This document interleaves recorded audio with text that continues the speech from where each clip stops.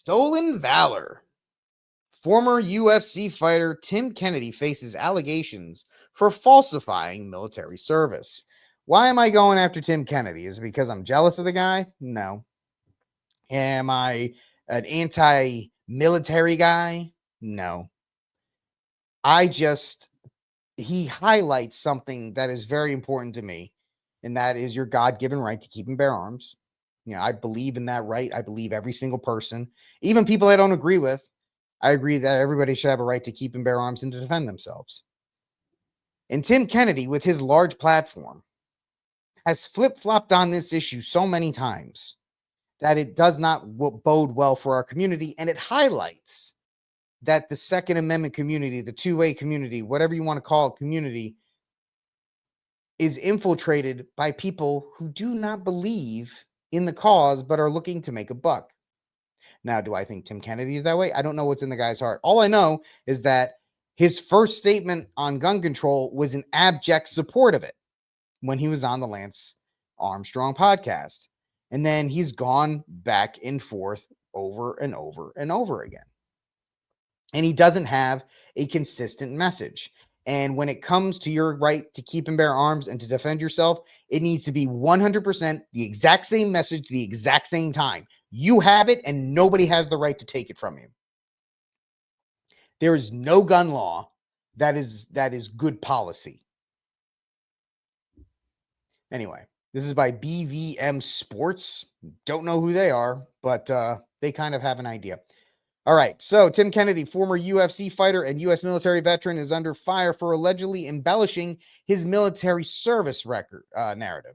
His recent book, Scars and Stripes, a title that has been up for debate as if that was ripped from the headlines or borrowed from somebody else.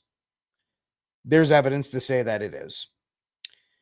Anyway, the book, Scars and Stripes, he faces scrutiny following podcast episode that questions the veracity of his claims. Critics highlight inconsistencies, including false assertions about his rank and experience during military missions, leading to accusations of stolen valor. Kennedy claims to be a distinguished honor graduate of Ranger School. Records showed he struggled and nearly failed.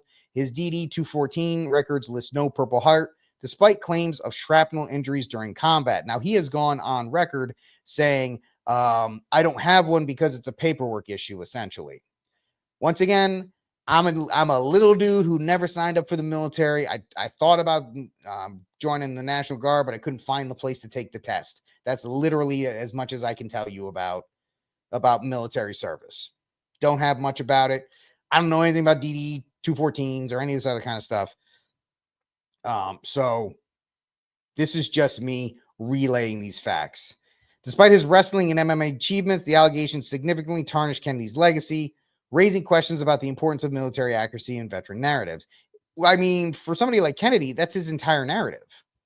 That's where he gets a lot of his credibility. That's where he gets the credibility to be a USCCA sponsor, a representative, to be to sponsor or represent other companies, 511 and others. He has at times, I don't know if he still is now, was off of the fact that he was an MMA fighter and a distinguished military vet. And I don't care that he uses that stuff to make money.